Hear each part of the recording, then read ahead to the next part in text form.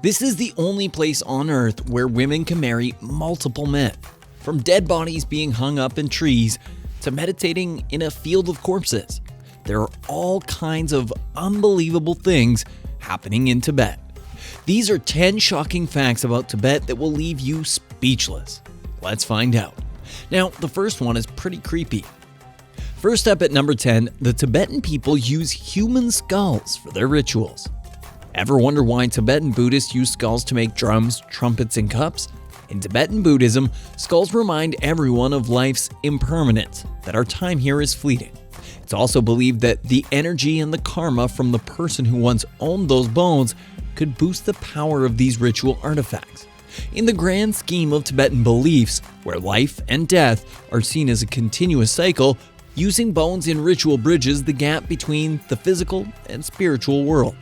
It turns a symbol of death into a powerful tool for spiritual enlightenment. But if this connection to death freaked you out, you're not ready for this special burial method, because people in Tibet take death very seriously. At number 9, sky burials. Does that sound like a nice way to get buried? Not so fast. Vultures are common in Tibet, but not for the reason you think. These birds have a unique diet here.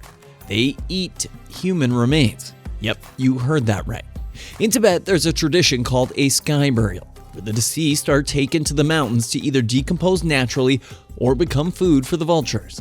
This is seen as a way to offer the body back to nature, allowing the soul to move on. But watching this ceremony can be quite intense and unsettling. Speaking of burials, this next way of burying is even creepier. Number 8, tree burials. In Tibet, if you stumble upon baskets in trees while wandering through the forests of Tibet, you might want to turn around and run. Why? These aren't decorations. They're part of another unique burial practice for infants. By placing the remains of the young in trees, Tibetans believe they're sending the souls off in purity, hoping for a stronger return in their next life.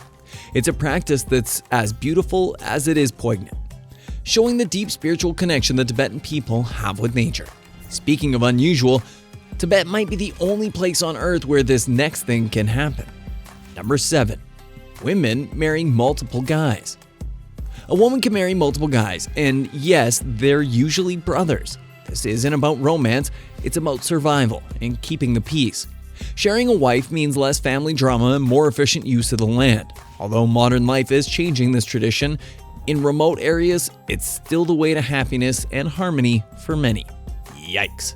It's not just relationships or burials, Tibetans have really weird ideas about death in general. At number 6, they have a fascinating view on what happens after we die. They believe once someone passes away, their spirit goes on a journey, kind of like entering a whole new world full of dreams and visions. This period, called the Bardo, is super important because it's when the spirit can either break free from the cycle of being reborn over and over, achieving peace, or get ready for another round of life. The coolest part, Tibetans think that how you lived your life really influences this trip.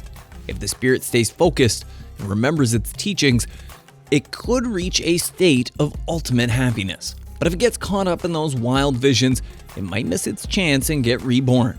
If you're born in Tibet, though, you can't avoid this painful bath. Number 5, when kids turn 1 in Tibet, they're dipped in an icy river. Wait, are they trying to kill the kids? Not exactly. It sounds extreme, especially given Tibet's freezing temperatures and thin air. But it's a tradition that's believed to test and ultimately strengthen a child's survival instincts. If the kid makes it through without any issues, they passed a significant life test. But not all children survive this ritual, which is heartbreaking, but shows the harsh realities of life in such an unforgiving environment. But you probably didn't know about this next fact. Number 4.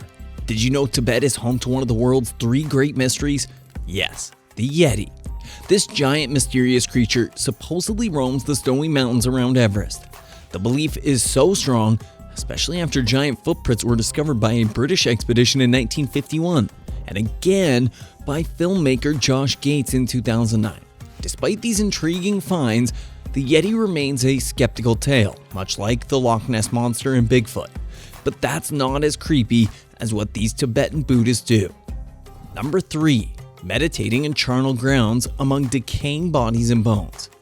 That might sound shocking, but for some Tibetan Buddhists, it's a profound practice. Confused? So are we. These Buddhists are actually meditating on life and death because, like we said, death is pretty serious for this culture. This meditation is a deep dive into understanding life's impermanence. By facing death head-on in such a raw environment, they aim to detach from earthly attachments and prepare spiritually for their own death and beyond. It's a reminder of the fleeting nature of life, encouraging a deeper appreciation and mindfulness of the present moment. But have you ever noticed how some Tibetans have this unique red skin tone and seem like they've got superpowers? At number 2, the truth behind their skin tone. The intense UV rays and thin air up there are actually a cause for a change in skin color and even trigger a special genetic adaptation. This isn't sci-fi. Tibetans have this incredible gene, the endothelial PAS1. That helps them thrive in low oxygen like nowhere else. And guess what? This gene links back to ancient human cousins, the Denisovans, making Tibetans' ability to live at high altitude something out of ancient history. There was an ancient civilization that disappeared in this same area, just like the Atlanteans.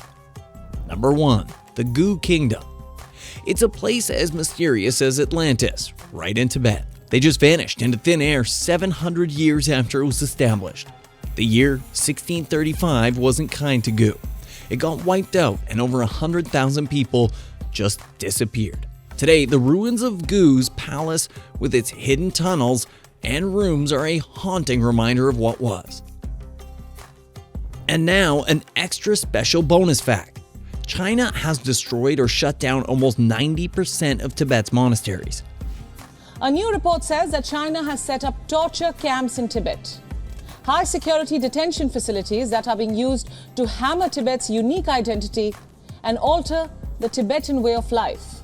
Now, in China, the government is not only cracking down on Muslims, but on other religions as well as it pushes to assert communist ideology. Buddhist temples have been closed or demolished, while a campaign has been launched to destroy hundreds of statues of Buddha.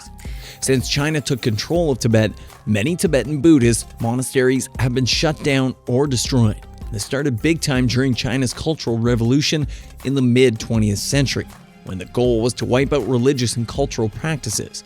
Today, China's introduced new rules that make it even harder for these monasteries to operate.